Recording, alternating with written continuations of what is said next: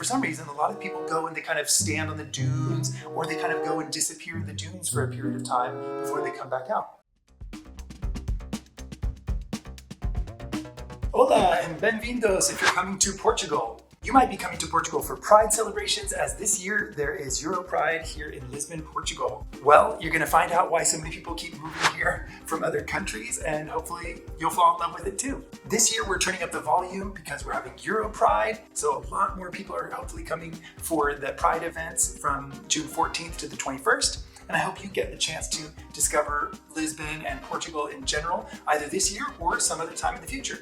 Something I wanted to share with people was what it's like to be an LGBTQIA plus traveler, because I have some experience in that. I'm a gay man, so I think I can share a little bit of my perspective, at least in that area, and let you know a little bit what it's like and what to expect. It might be your first time coming to Portugal, and I think that it's really helpful always to hear from different people in the queer community of what their experiences are like, just because it's a little bit more specific sometimes than what you get on normal travel videos. So I'm going to try to share that with you for this year or years to come. Hopefully we'll see you. So first up, I wanted to talk about LGBTQIA equality here in Portugal. In Portugal, unlike my other home country of Italy, we actually have more equality, like for marriage equality and adoption rights, and we even have more equality for gender self-identification here in Portugal. So feel free to come, whatever you identify as, and be welcome. So what are you going to do to communicate when you get here? Well, fear not, because Portugal has one of the highest levels of average English speaking among other European countries, on par with Northern Europe, actually. One of the reasons for that is because here in Portugal, people tend to watch movies and television shows with subtitles and not dubbed, like we find in countries like Italy, France, or Spain. Actually, in the center of Lisbon, when I first arrived, it was actually hard to get people to answer me in Portuguese. I had to get better in my Portuguese for people to not automatically respond in English, but it's a good sign that they're now able to continue with me talking in Portuguese. Many people actually also have a good level of Spanish, for sure, for comprehension, but they don't generally like it if you just assume that it's the same as Portuguese. So you could, if you needed to speak in Spanish, and you're going to definitely recognize a lot of words that look similar, but the pronunciation is likely going to change. It's just that you shouldn't kind of assume that they prefer to talk in Spanish, because maybe they actually prefer to talk in English rather than Spanish. You might want to learn a few words that are kind of easy to pronounce them more in the Portuguese way rather than what most people learn as the Brazilian pronunciation. So when I first arrived, I used to always say like bom dia, boa tarde, like good day and good afternoon. But here they say bom dia and boa tarde. They kind of soften the vowels at the end and don't enunciate them as much as in Brazilian Portuguese. So some tips for Europride before you pack your bags. Consider staying in one of the many, or some people say far too many, Airbnbs in the city, but also there's like LGBT specific hotels like the Late Birds. I remember going to events there, and the owners are really nice, and it's very centrally located, perfect for going out, etc. And I'm sure it's going to be sold out, but maybe next time. Consider supporting queer-owned businesses. So let's talk about Europride. Hopefully you're coming for that, or you're just watching this video because you're coming at some point in the future, and you're maybe a queer traveler like I am. So there's a lot of things organized for Europride this year. You can check it out. Maybe I can put a link here. You can expect some queer film screenings, different activities and events. If you would like more information, you could actually go and check out the LGBTQIA Center in the center of Lisbon, right close to Praça do Comércio, which is down in the flat part called Visionaaron. You can expect there to be some workshops and artistic activities going on. And the thing that most people come for is the huge parade, which is actually quite beautiful when you get to go down some of the big streets like Avenida da Liberdade, and you get to end up usually in the Praça do Comércio with a beautiful view of the Tagus River. And it's just very scenic, and it's fun to celebrate with all these colors, but also surrounded by beautiful architecture and colorful tiles on buildings, etc. It always makes for great photos and videos. Let's talk about some nightlife, because you know that gay people love to dance up a storm and get up to all sorts of activities in the evening. So where do you go to do that in Portugal? There are a lot of options, but if we're talking mostly about the historic center of Lisbon, they tend to be concentrated in kind of smallish bars and some clubs. There are a lot of bars in this area that is known for the nightlife, which is called Bairro Alto, which is like the kind of high neighborhood. It's all these little streets with tons of pubs. You can find fado music, lots of straight bars, but there's also lots of different little LGBTQ bars located in that area. They're kind of small for people depending on what countries you come from, but they're actually very cute, so you get to interact with more people because they're not usually huge. And they're also great for kind of pub crawls or pub hops, because you can go check out one little small pub, then walk a couple blocks and check out another one, and you can get a drink or make company in each of those different places, and they're all within walking distance. So it's actually fun to kind of walk around at night and just see also lots of people in the streets and stuff. It's fun to interact. The main neighborhoods where you're going to find the nightlife, or especially for gay bars and things like that, is going to be Bairro Alto and Príncipe Real, which is like the neighboring area. And you'll find a few that are a little bit bigger over there. Some of the clubs in Bairro Alto are like Tres, XXL, Construction Bar, Sidebar, Purex, those kind of clubs. And as you go more kind of towards Príncipe Real or Rua São Bento, you get clubs like Posh or Trumps or 106 Bar, 106 Bar. Those places you can go to find a little bit more variety. Several of them have little drag shows, larger or smaller, depending on where you go to, but it's always good. Make sure you support those queens that aren't on TV, that actually need the money a little bit more. Tip the girls, tip the dolls. Thank you so much for watching. I still have more to go. You better wait for the gay beach. But I wanted to remind you, if you're enjoying this, please like and subscribe. I'm a super small channel, so I could definitely use any like, comment, and subscription so that I can get my creative lifestyle out to more people. I do lots of projects on here that involve creativity and color, and also things like this, where I travel around the world with my colorful style.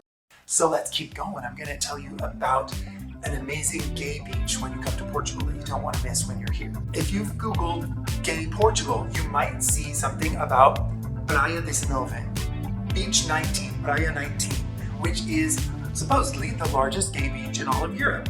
Well, it's a place to visit if you like fun and sun and beach days. You're up for a treat.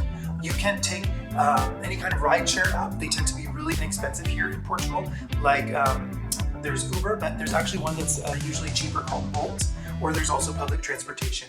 If you wanted to get to the south margin, which is the part across the 24 de Abril bridge, the 24th of April bridge, which is kind of like Brooklyn to New York, when you go across that bridge is where you're going to find where a lot of people from Lisbon go to the beach, on Costa da Caparica, which is the Caparican coast. If you go all the way kind of down towards the bottom, you're going to find Fonte da Telha Beach. And just north of that is Beach 19. Maybe I can put a little map or something. I'll show you some video footage of how to get there as well. But generally, a lot of people either take a rideshare app to Fonte da Telha and then get as far north on that little beach road as they can. And where the end of the road is, head through the dunes to the beach.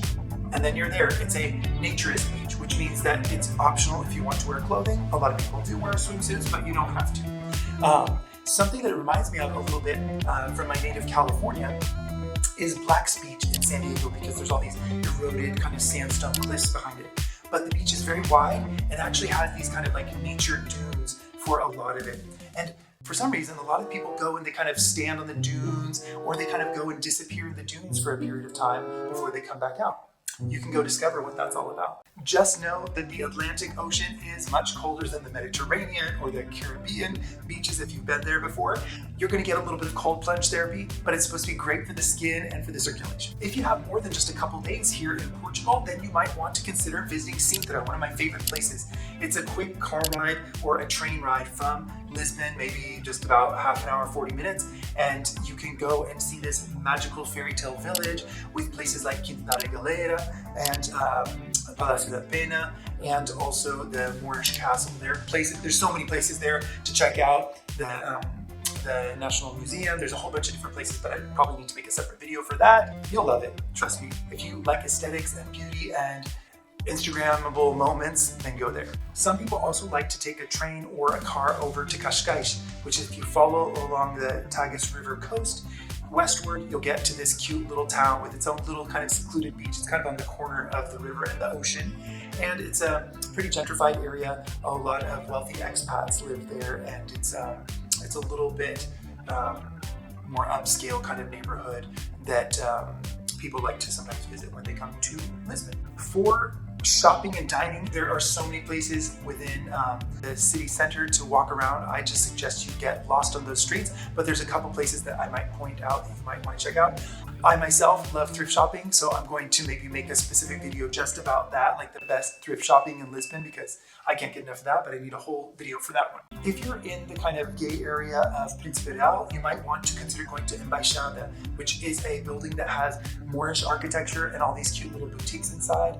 There are a lot of cute shops in there. It's a wonderful stroll from Príncipe Real over towards the Chiado Alto area, where you can find the Livraria Bertrand, which is the famous oldest bookstore in the world. Apparently, I think from 1700s, it's been operating continuously, kind of like a long tunnel.